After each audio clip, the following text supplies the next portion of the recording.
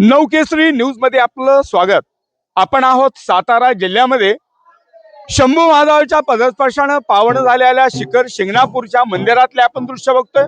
माझ्या पाठीमागे आपण जर प्रभूनी आपल्याला जे दृश्य बघायला मिळतंय ते शिखर शिंगणापूर मधलं आपल्याला देवस्थान आहे। छत्रपती उदयनराजे महाराजांच्या पदस्पर्शाने आणि त्यांच्या कृपा आशीर्वादाने शंभू महादेवांच्या या मंदिराचा संपूर्ण देखरेख केली जाते। अखंड महाराष्ट्रातून जवळजवळ 5 लाख भाविक आहे तो आपणाला शिखर शिंगणापूरमध्ये दाखल झालेला आहे। बंधू, आपण कुठून आला? मी मुखेडून आलोय सर, जिल्हा नांदेड। काय आनंद होतोय? आपण या मंदिराला भेट दिली। संपूर्ण महाराष्ट्रातून लाखो भाविक आहे तो शिखर शिंगणापूरमध्ये दाखल झालाय।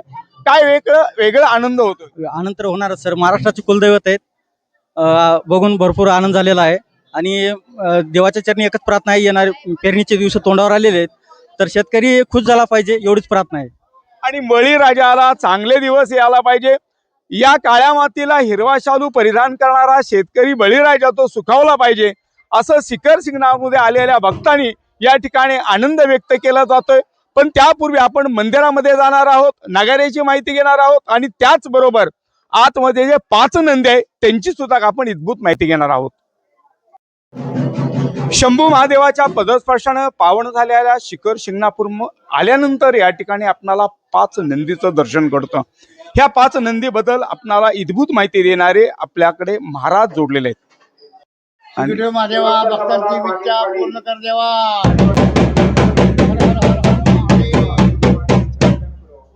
आपण हा बघतोय की हा जो नगारा वाजवला जातो या ठिकाणी आपणाला पिढ्यांचा उद्धार आहे आणि आपली पिढी ज्यावेळी शंभू महादेवाच्या पदस्पर्शाने पावन झालेल्या शिखर शिंगणापूरमध्ये आपण ज्यावेळी दर्शनासाठी येतो त्यावेळी परतीच्या मार्गावर जात असताना हा डप वाजवला जातो। माझ्यावर काका जोडलेले आहेत। काका, आपण हा नगारा वाजवला।